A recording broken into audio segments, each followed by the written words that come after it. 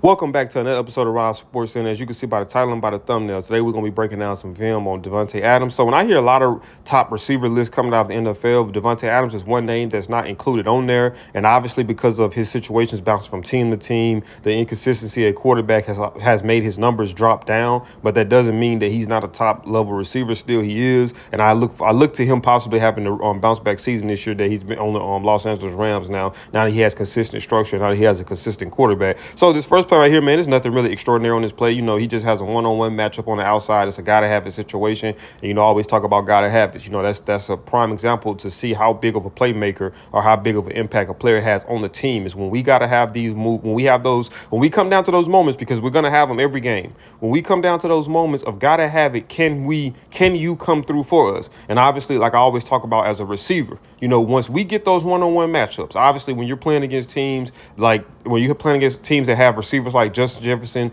Davante Adams, Jamar Chase, all of the top dogs, you're not really going to get a lot of one-on-one coverage just because teams are going to strategically try to take you out of the game. So whenever you do get those one-on-one coverages, can you come up? Can you be the one that comes up victorious 9 times out of 10? So right here, he does a good job at that, just getting to his spot, honestly, and just being able to, make a difficult catch. And also, too, like we always talk about, as a receiver, not every ball is going to be thrown perfectly to you. Sometimes you're going to have to readjust your body. Sometimes you're going to have to make difficult catches. Sometimes you're going to have to make catches that on that play that wasn't designed. And that's when I always talk about being able to play on script and off script. What happens when things don't go right? What happens when you have to, when you have to, what's the word I'm looking for?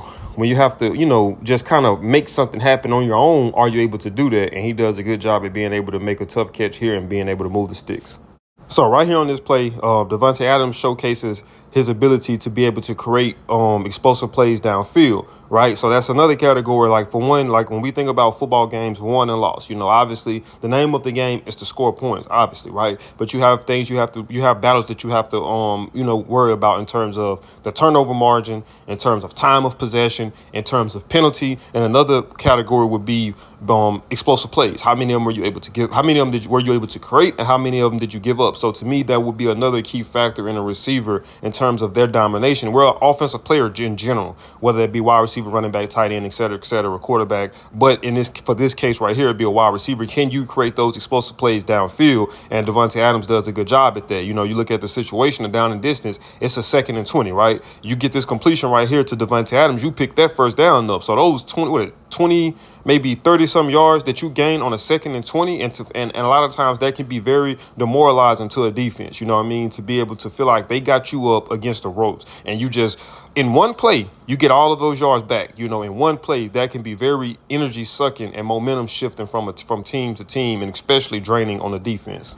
So right here on this play, man, so we talk about in the NFL, right, the talent gap is very, very minimal. So in the NFL, as a quarterback, for one, you have to be able to make tight throws into coverages. And as a receiver, you have to be able to make those tight catches in tight coverage. So in this situation right here, you see that Davante Adams was able to make an insane sideline catch. So this goes back to what I'll be saying as well. You know what I mean? Especially in those gotta-have-it situations. When we got to have this 3rd down, we got to have this 4th down. When this play is really a deciding factor if we're going to win or lose this game, can that go-to guy be able to make those plays more times than not? And I always talk about being able to play on script and off script, right? Anybody can run a route and there's immense separation from the receiver and the DB and make a catch that's placed perfectly right between the numbers. Now, how many of those guys can make those catches when everything goes wrong, when the quarterback got to get the ball out of his hand quicker than what he anticipated because the pass rush was able to get to him, and he has to kind of put an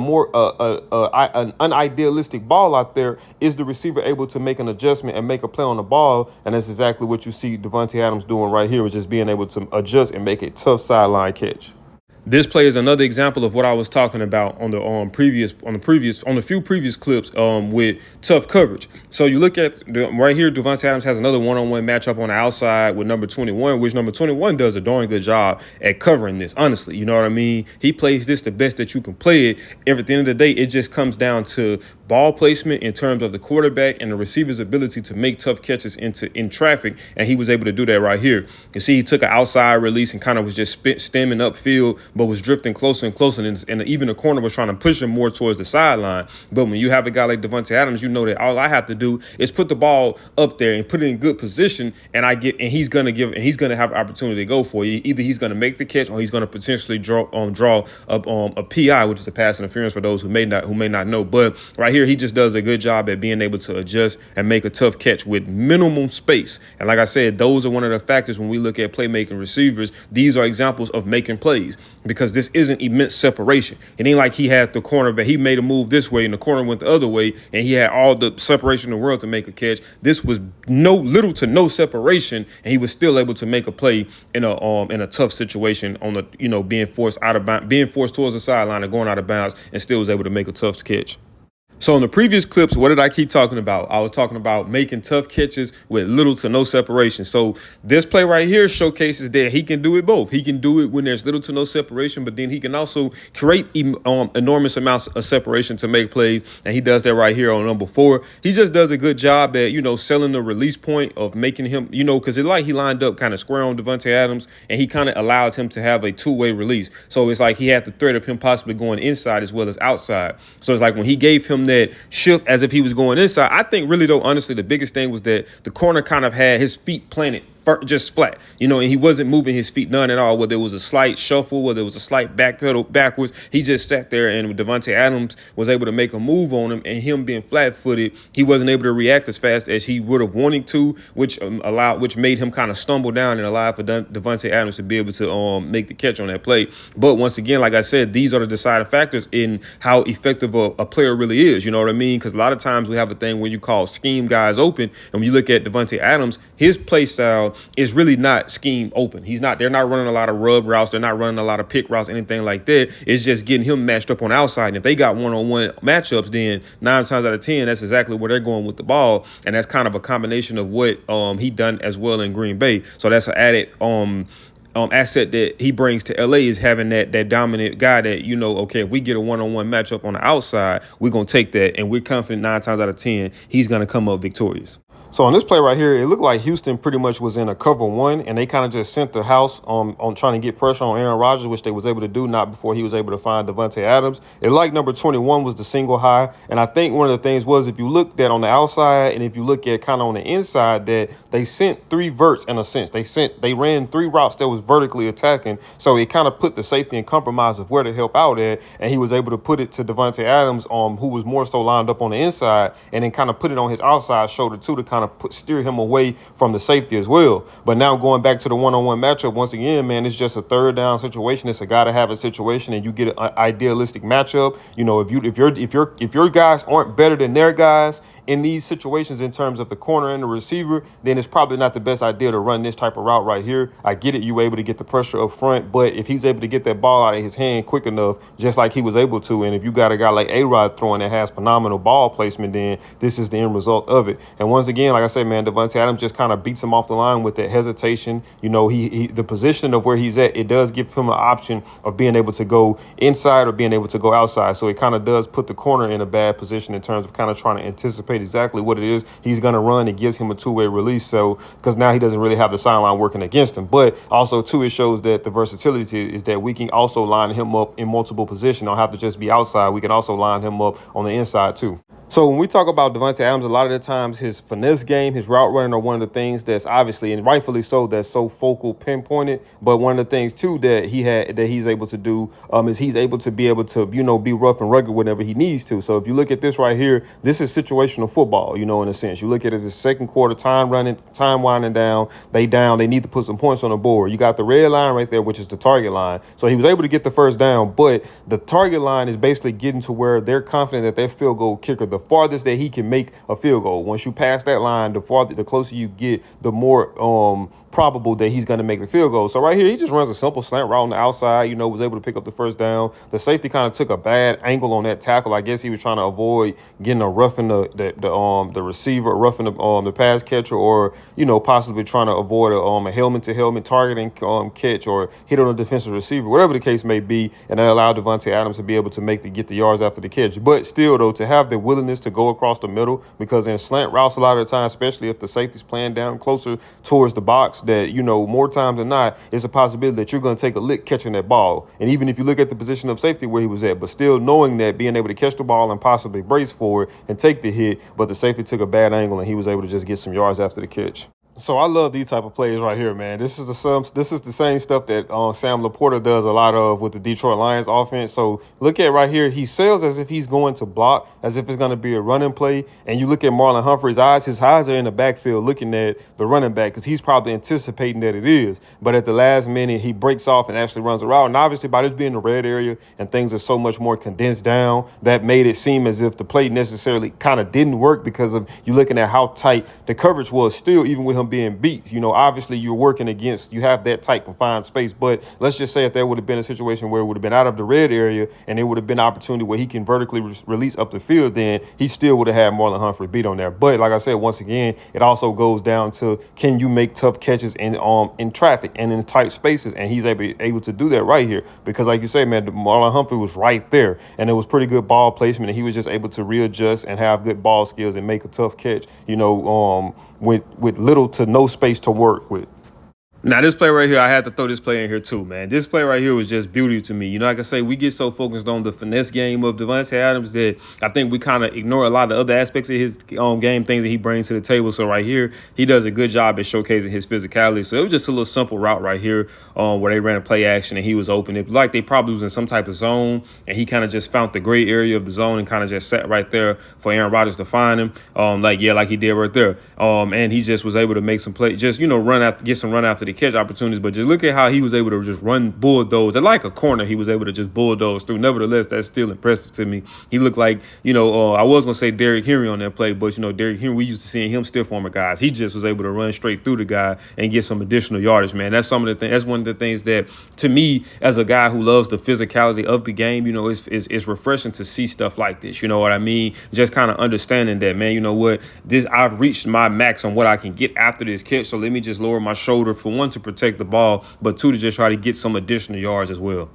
So right here, you look at Davante Adams. So right here, he has a tighter split, meaning that he's lined up closer to the offensive line, which obviously, that gives you the ability to be able to have a two-way go. So from a defensive back standpoint, when you're noticing that, you're kind of anticipating that it's probably going to be something breaking more so outside, because if it was going to be more so of an inside breaking route, his splits might have been a little bit wider. And in a sense, it could be like that too, just because they're trying to create confusion. They're trying to, run some broad routes, pick routes and things like that. But right here, man, he just has a one-on-one matchup on the outside with a corner on a fade route. And once again, man, the corner plays that as really as good as you can play it. It's just Aaron Rodgers does a good job at being able to, with phenomenal ball placement, and just giving Davante Adams an opportunity to be able to make a tough sideline catch. And by the way, too, this was a third down, gotta have a situation. So like I said, once again, in those gotta have it moments, who is that ball going to? And if we get the matchup that we want, and if we get a one-on-one matchup as a receiver, can you win that matchup consistently? Not once, not twice, but consistently throughout the season.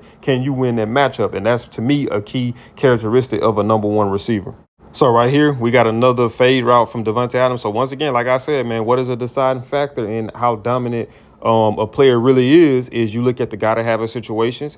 For me, I always say that the red area is gotta have it. When you get down here, you want to come up with points regardless if it's a field goal or a touchdown, preferably a touchdown, but you don't want to get down there and come up with nothing. So you want to come up with points when you get down here. So for me, that's a red area. But then also too, from a receiver's standpoint, if we get those one-on-one matchups on the outside, can you win those matchups consistently? And we've seen that throughout Davante Adams' career, but we also seen that with studying film on him from when he was with Las Vegas, even to when he came to New York. Whenever he got those one-on-one opportunities on the outside, he was able to make those tough catches in tight coverage, just like how he did right here for a touchdown. So right here, you have another gotta have a situation. So you have Davante Adams lined up in the slot. Like I say, we've seen him lined up in a multitude of different places. Really, well, I wouldn't say a multitude, really in just two different places, which is on the outside, and then he's been lined up on the slot. So right here, we have him lined up in the slot as well. This is a gotta have a situation, a 3rd and 3, and he does a good job at once again showcasing that he's not only a finesse receiver, but he can be a power receiver whenever need be.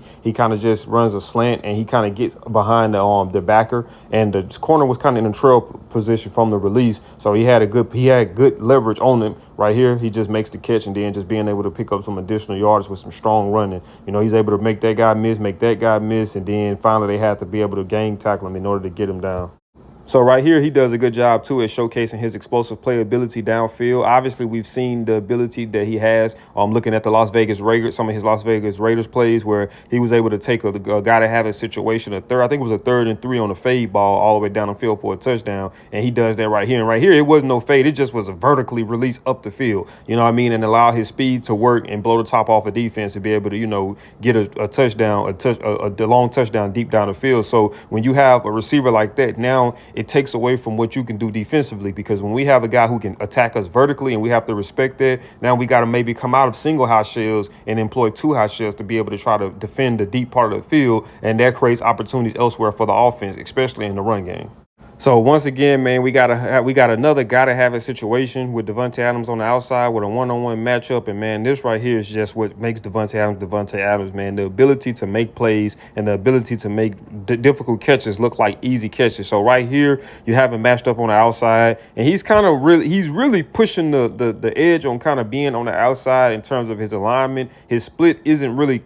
He doesn't really have a tight split, meaning he's not really close to the offensive line. So it's only limited space that he has. And like I say, once again, too, in order to dominate in that positioning, you have to be a guy who can make tough catches, because most of the time that's going to be your offense is making tough catches. It's not going to be a lot of separation there because of that sideline. So right here, man, the corner, once again, man, plays the ball as good as he can play. It just comes down to, once again, man, perfect ball placement by A-Rod, and 2, just good body adjustment and being able to adjust to the pass from Davante Adams, man. And I don't think a lot of people realize how difficult that catch is. If you've played football before and you've had to deal with having shoulder pads on and a helmet, you understand just how hard that catch is, man, to be able to make that and get both feet in. And once again, man, what does it come down to when we're breaking down receivers for me is those gotta have it situations, when we gotta have it, when this can be a deciding factor in us winning and losing this football game. Can you make those plays if we get those idealistic matchups? And Davante Adams has shown you that he can. And like I said, man, just because of